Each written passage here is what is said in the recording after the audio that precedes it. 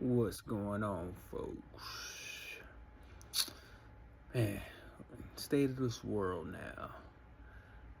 I can say a few things, a couple things. I'm extremely hopeful, yet also terrified.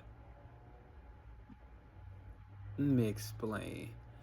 I'm hopeful because this generation after hours after millennials, a lot of them, they able to get into the workforce now. They're really starting to get their foot in there.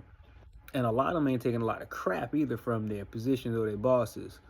And I applaud that because I know, we pretty much grew up. Our age range is when you work a job, you stay there, 20, 25 years or whatever, you retire because that was good for our parents. And a lot of them didn't end up doing that.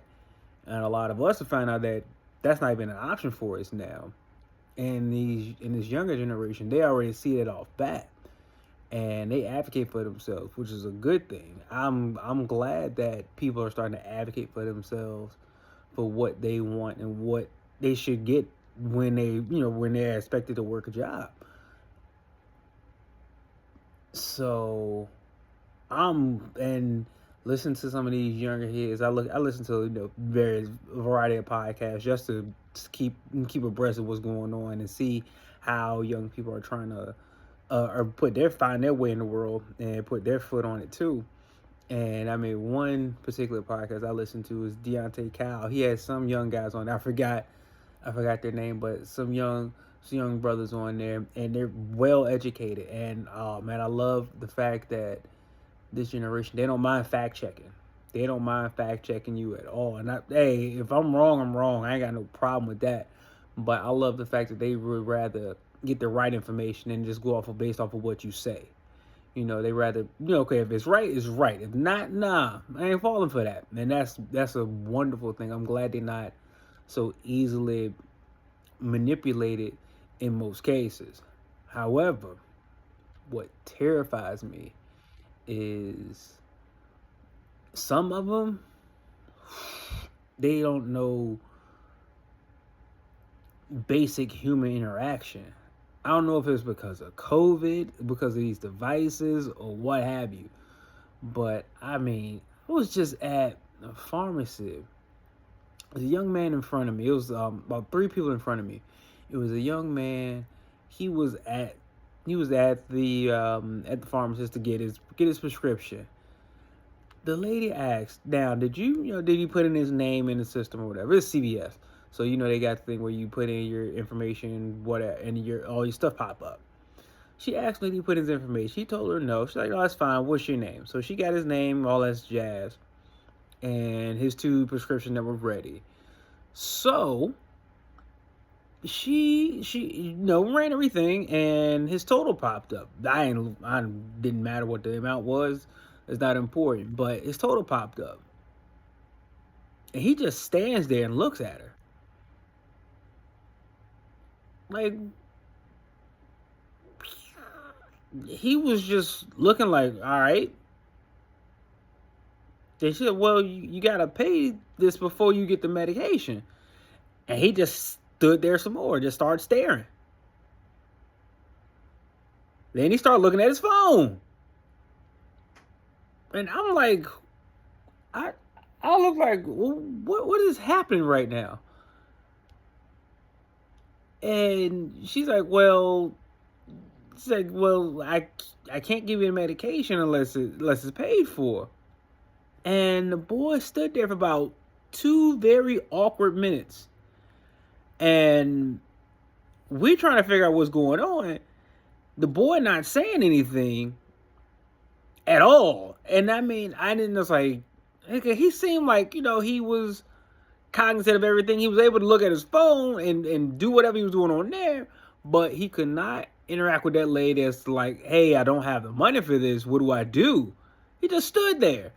So a gentleman said, "Hey man, what? I'll pay for it." And I know it wasn't much. I mean, so he paid for the young man's medicine, and he didn't even say thank you. He didn't say thank you at all. I'm like, what? You, so I don't know what that was.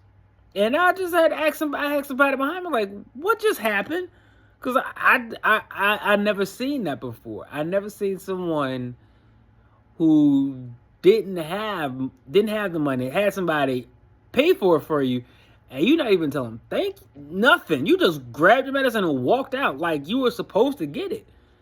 And that's one thing that bothers me about this generation under me. A lot of them have an entitlement complex. They feel like they're owed something and you have a right to give it to them and they have a right to have it.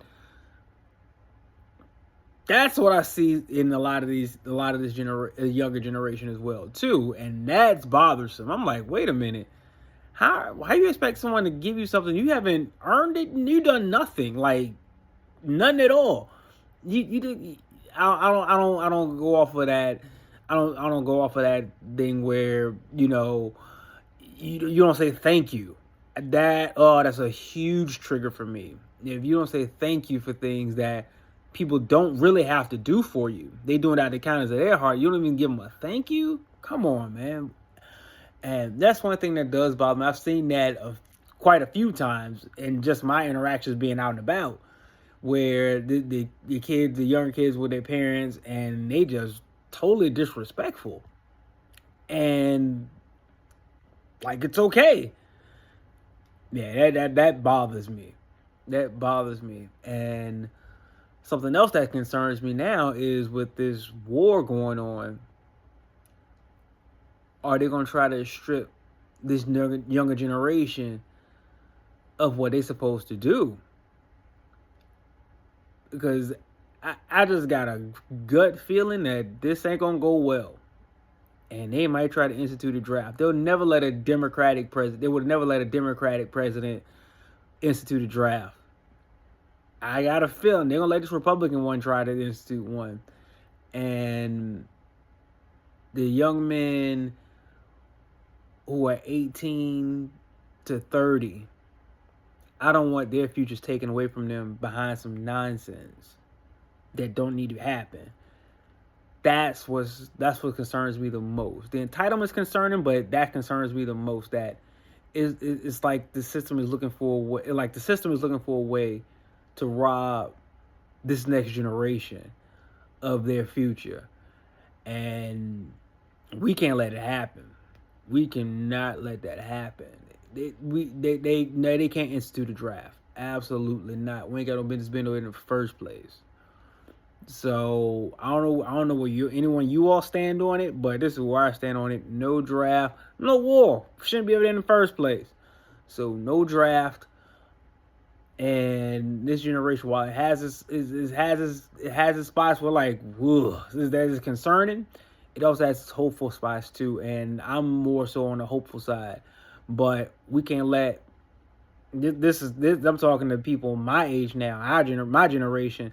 We can't let this system rob them of their potential, of their greatness, because of old men who want to fight over stuff.